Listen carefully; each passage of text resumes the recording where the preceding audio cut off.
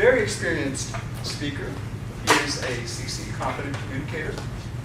His name is Leo Chavez. He is our, I'll get to that in a moment. But the purpose of his speech is to persuade or to influence. The speech title is a good dictator better than a bad democracy?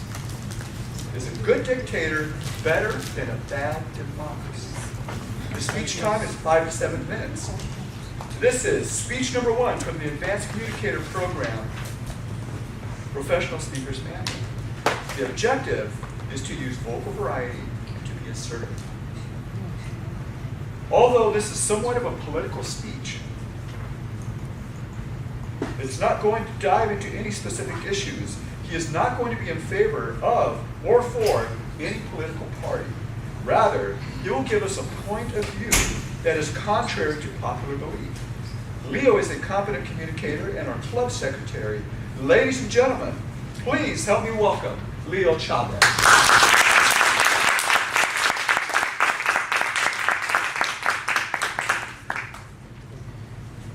Is a good dictator better than a bad democracy? Now, I know a lot of you guys are probably thinking, what is he talking about? Dictators are bad all the time.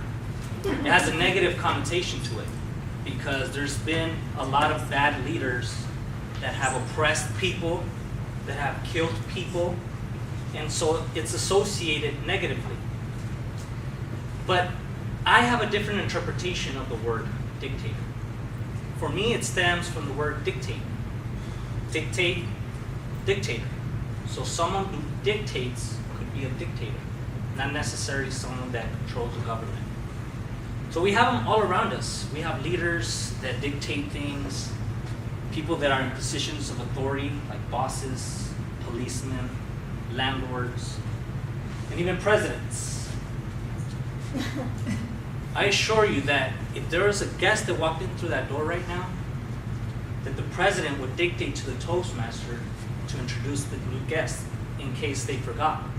I know it has happened to me. So that's what I mean by dictator. And specifically, so I could paint the picture a little bit more clearer, let's go into the military, for example. There's a general that's in charge who dictates when people will sleep, what they will eat, what military strategy they're going to use to make sure that they're victorious with their opponents. Even during the Revolutionary War, the leaders understood one thing.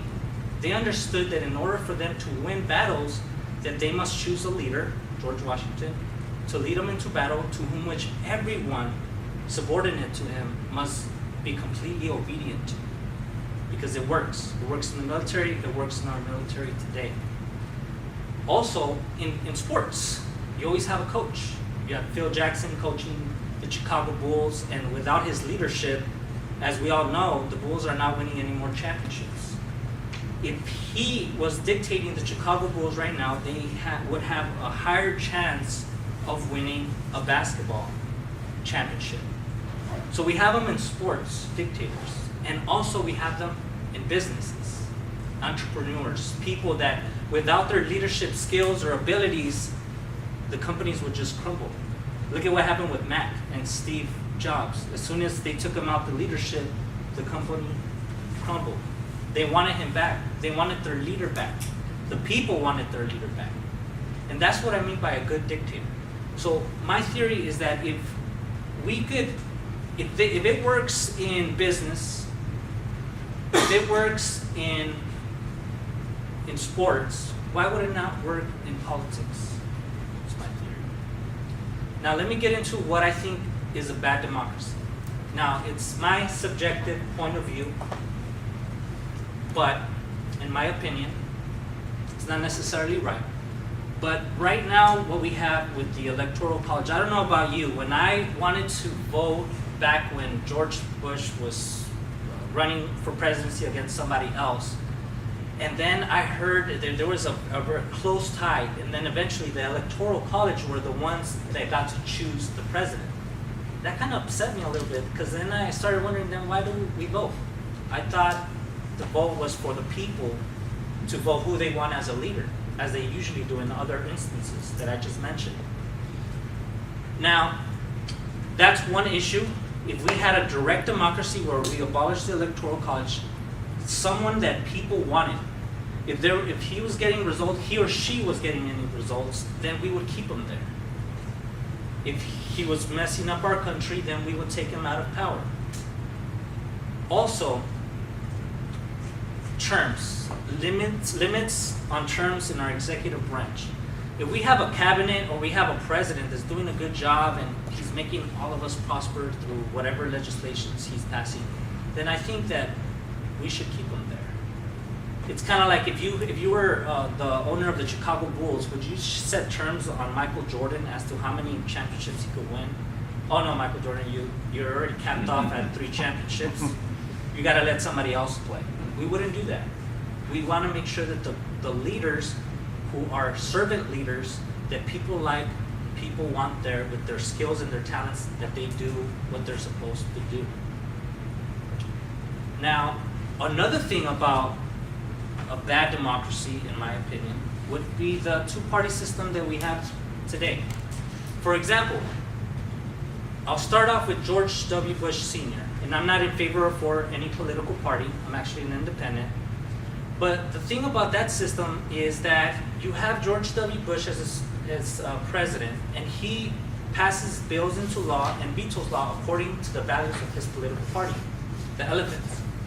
Then next, you have Bill Clinton. Bill Clinton is a donkey, a Democrat, and he passes bills into law and vetoes law according to the favor of his political party. So what we have is that after that, you have George Bush, and then you have Barack Obama, who it just keeps going back and forth. So the legislation keeps changing, and I would like to use an analogy, and I need your help. I don't know, what is the name of that game where you have two groups on each side of the rope and they're both pulling? In my opinion, that's how it is right now with our government, is that it keeps being pulled this way and then it gets pulled back that way, and then we can never really move forward. So my opinion, again, I would prefer a good democracy over a good dictatorship. But I would prefer a good dictatorship, someone that loves the people and that the people reciprocate that love to them, that gets results, over a bad democracy. Mr. Toastmaster.